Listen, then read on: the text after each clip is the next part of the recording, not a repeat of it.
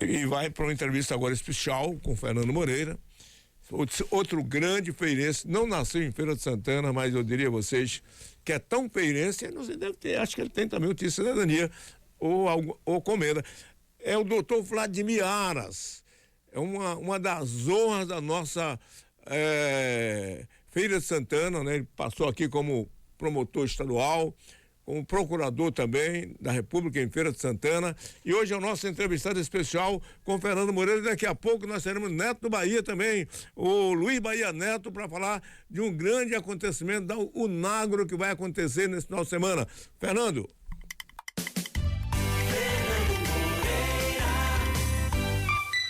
Pois é, Dilson, 7h08. Nosso entrevistado especial desta terça-feira é doutor Vladimir Aras, doutor em Direito, mestre em Direito Público e MBA em Gestão Pública, membro do Ministério Público desde 1993, atualmente no cargo de Procurador Regional da República em Brasília, professor de Processo Penal da UFBA.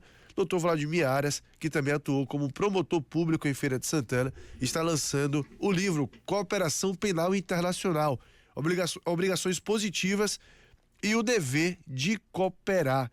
Ele que também é fundador do Instituto de Direito e Inovação e editor do site vladimiraras.blog. Doutor Vladimir, bom tê-lo aqui conosco, agradecer a disponibilidade de bater esse papo com a gente.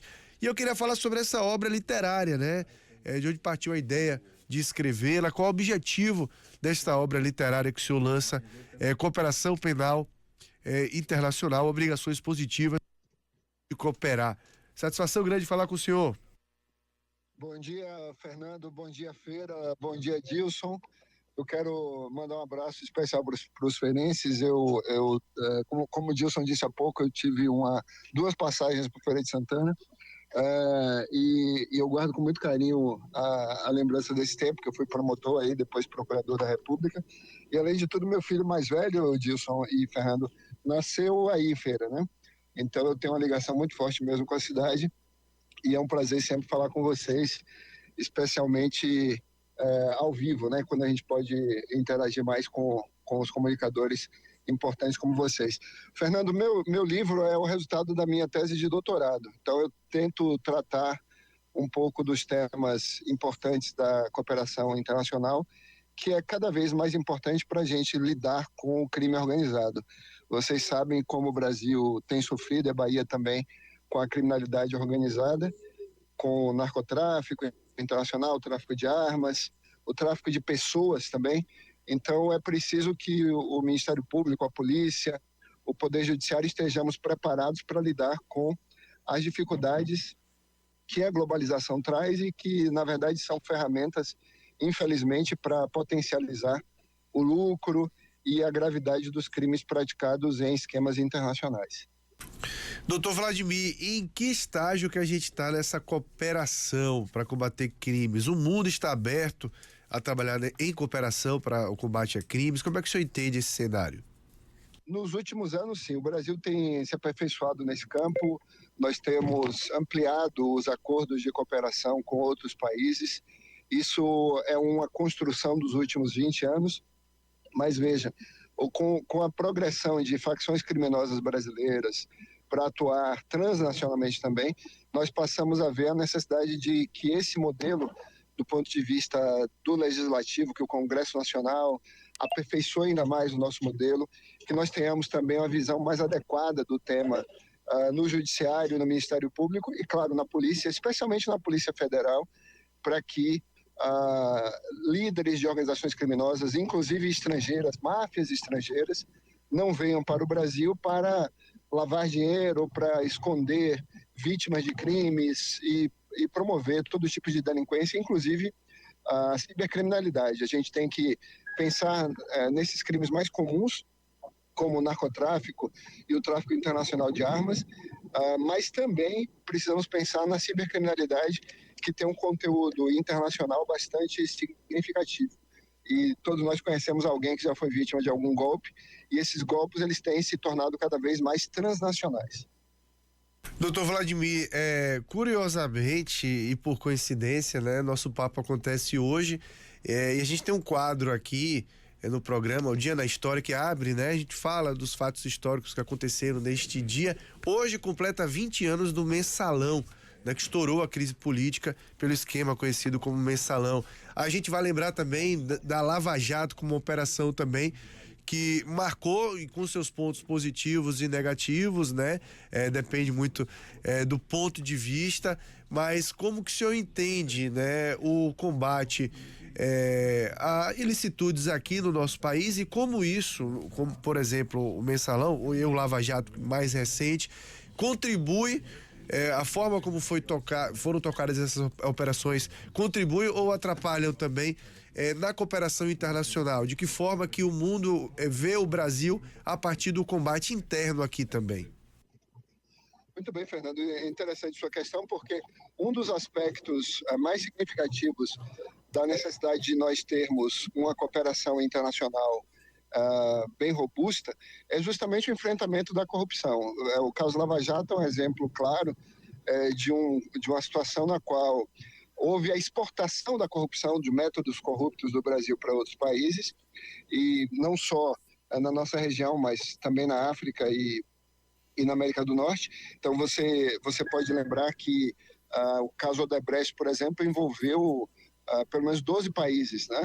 E isso é bastante significativo quando nós pensamos na questão da necessidade de que os países que são impactados por esse tipo de esquema tenham condições de, primeiro, localizar o dinheiro sujo, exportado, o dinheiro sujo escondido nos bancos desses diversos países, e que nós tenhamos, na sequência, depois, condições de trazer esse dinheiro de volta e devolver aos cofres públicos, né? Então, como você bem disse, apesar dos pesares, a Lava Jato, de fato, identificou uma série de esquemas desse tipo, envolvendo países como a Suíça, países na Ásia, nos quais esses valores estavam ocultados, o uso de empresas de fachada em paraísos fiscais no Caribe. Todo esse tipo de esquema, ele só pode ser desvendado por cooperação jurídica internacional. Então, o mesmo se poderia dizer de outros grandes escândalos de corrupção, e agora nesse mesmo do INSS, do escândalo dos descontos, seguramente a gente vai conseguir ver, em algum momento, que valores desviados desses aposentados e pensionistas foram mandados, ocultados no exterior, especialmente usando o sistema bancário, mas também os novos esquemas de remessa de dinheiro para o exterior por meio de criptoativos, né? Uma forma muito, muito moderna de lidar na economia, mas também de praticar delinquência. Pois é, e quando a gente pensa de fato em crimes, né, que precisam da cooperação entre países, a gente pensa logo, é claro, também na corrupção, mas também no tráfico de drogas, né, internacional, no tráfico humano, né, a lavagem de dinheiro, que muitas vezes acontece relacionado também até a própria questão da corrupção, né, a ocultação de patrimônio e tudo mais. Quais são os crimes que são mais desafiantes, na opinião do senhor, para que se em conjunto os países consigam combater? Normalmente, Fernando, os crimes de difícil elucidação são justamente os crimes econômicos. Na criminalidade econômica é muito comum que, envolvendo inclusive corrupção, crimes financeiros, golpes bancários, essas questões que dizem respeito à acumulação de dinheiro sujo. Então, muitas vezes nós temos uma dificuldade bastante grande de rastrear o dinheiro, localizar o dinheiro no exterior. E para isso é fundamental a colaboração entre as várias polícias, utilizar os mecanismos como a Interpol. O Brasil hoje também tem uma aproximação muito grande com a Europol, com a Polícia Europeia. Em 2019, para você ver como isso avançou, os países da nossa região, das Américas, criaram uma polícia regional, se chama Ameripol, a Comunidade de Polícia das Américas, que funciona em Bogotá, na Colômbia, e a escolha da Colômbia como sede dessa nova polícia das Américas não é por acaso, né? Você sabe o tamanho do problema do narcotráfico, do tráfico de cocaína a partir da Colômbia, mas o Brasil também é impactado por isso, e é preciso que nós tenhamos essas mesmas ferramentas para descobrir onde está o dinheiro, porque não adianta apenas capturar os indivíduos, obter a extradição dessas pessoas procuradas por crimes graves, sem que nós tenhamos a capacidade de localizar o dinheiro e fazer com que o crime não compense, né? É uma velha lógica de siga o dinheiro e também de realizar o confisco desses valores, desse patrimônio, bens, móveis, imóveis, lanchas, aviões, veículos, joias, tudo isso que fica à disposição desses indivíduos no exterior e acaba depois propiciando a prática de novos delitos, né? Se você pensar que o Estado, e quando eu digo Estado, eu digo os órgãos do Judiciário, do Ministério Público e da Polícia, se o Estado não consegue apreender esses valores, o que é que vai acontecer? Essas pessoas são estimuladas a continuar praticando delitos, esse dinheiro sujo é utilizado para a prática de novos delitos, e nós entramos num ciclo que não termina nunca, e os cidadãos ficam à mercê desse tipo de delinquência, a violência urbana e também, inclusive por causa do tráfico internacional de armas, e também ficamos à mercê de um Estado que não tem capacidade de lidar com os problemas da educação, da saúde e da infraestrutura que são essenciais para o desenvolvimento de qualquer país. Pois logo no título do livro o senhor traz obrigações positivas e o dever de cooperar. De que forma isso é tratado no livro, doutor Vladimir? Fernando, se você pensar num caso de abuso sexual infantil, crimes de violência sexual contra crianças e adolescentes, né? Esses crimes hoje são muito praticados por meio da internet. Se você pensar também em situações relacionadas a atentados terroristas ou potenciais atentados terroristas, como essas tentativas de certos grupos que atuam na internet de praticar atentados em escolas, né? Quantas vezes nós vemos essas situações acontecerem e a polícia ter rapidez para impedir que esses eventos se deem, que tenham um êxito, né? Um êxito criminoso de lesar os interesses de crianças e adolescentes em escolas ou matar professores, essa violência que nós estamos vendo também no espaço educacional. Muitos desses fatos são descobertos graças à cooperação internacional. E aí surge então o dever de os estados terem ferramentas primeiro, depois terem capacitação dos funcionários e das autoridades e, em terceiro lugar, terem mecanismos legais para identificar esses grupos criminosos que atuam pela internet, e isso nos traz o elemento internacional, né? As pessoas podem ser brasileiras envolvidas no caso, mas a ação delas ser transnacional, envolvendo a prática de delitos pela internet. Isso permite que a articulação das polícias em vários países, Brasil e Estados Unidos, por exemplo, propicie a localização de informações. E aí então surge um dever dos governos, um dever do Ministério Público, um dever da polícia de atuar de forma eficiente. E esse dever de eficiência, como você sabe, Fernando, ele está na Constituição Federal, um dever de atuar de forma eficiente para lidar com os temas de segurança pública, de proteção das pessoas, de proteção da vida, do patrimônio, da probidade na administração, para que nós tenhamos desenvolvimento econômico e segurança para as pessoas em geral. Bom, o senhor tocou no ponto aí da internet. Ainda é um desafio lidar com a internet também, a prática de crimes através dela, doutor. Eu falo isso porque, claro, a gente está falando de cooperação internacional e tudo mais, mas se a gente for olhar para o que acontece aqui no país, diariamente a gente tem esses pequenos golpes praticados pela internet, pelo uso do WhatsApp, por exemplo, que alguns já até banalizaram, deixaram de ser eficientes para a criminalidade porque banalizaram, mas estão sempre tentando se reinventar nesse sentido. E quando a gente fala sempre, por exemplo, uma vítima vai prestar a queixa, algo do tipo, vai registrar a ocorrência, muitas vezes até as polícias mesmo dizem que é difícil se identificar, né? Porque se cria uma conta de WhatsApp, se passando por outra pessoa, ou a clonagem daquele telefone. O quanto que isso é um desafio ainda, doutor? Tem tudo a ver, Fernando, porque quando você pensa em internet, a internet tem um caráter transnacional, né? A internet em si mesmo tem um caráter transnacional.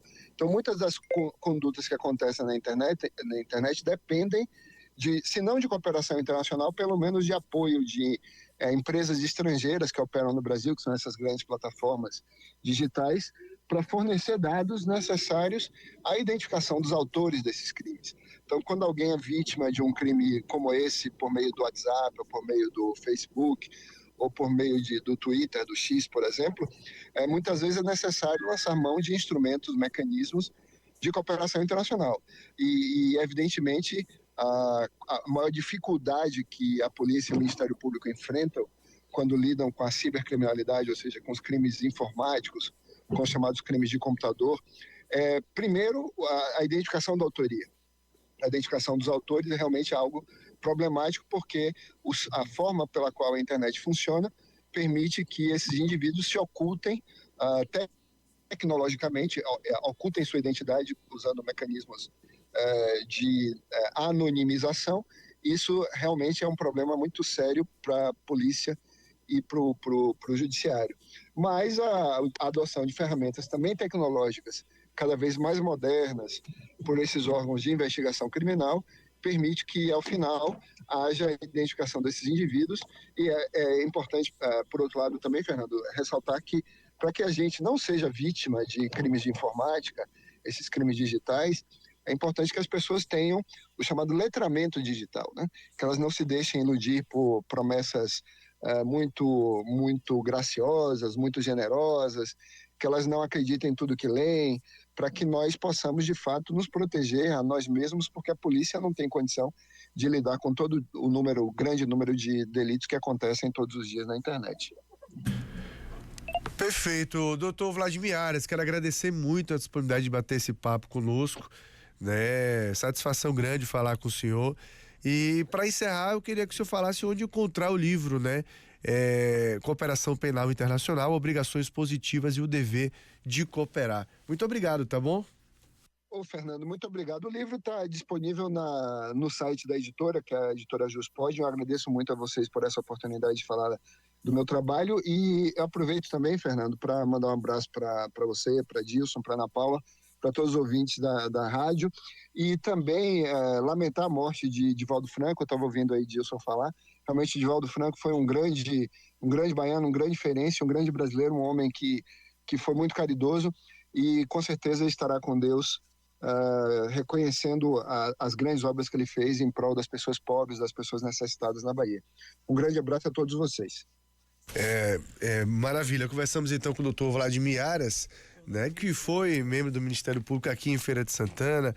Ele que hoje é essa figura conhecida em todo o país, né? Doutor em Direito, mestre em Direito Público, MBA em Gestão Pública, membro do Ministério Público desde 93 e hoje Procurador Regional da República em Brasília, lançando o seu livro Cooperação Penal Internacional, Obrigações Positivas e o Dever de Cooperar. Dilson Barbosa. São 7h25.